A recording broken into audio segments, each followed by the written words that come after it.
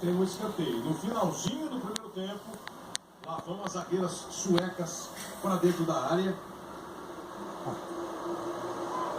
Suécia não é um time assim super gigante, os jogadores estão ali na casa de 1,70 mais ou menos. Tem uma mais alta que a goleira, as outras têm uma altura assim, alta para média feminina, né? Mas não é aquele time gigantão. Mas vai para o campeonato. E como eu time bem treinado, olha o Boninho que está aqui no centro da área. Isso aí é puro treinamento. Agora nós vamos se espalhar assim no mercado e a cobrança.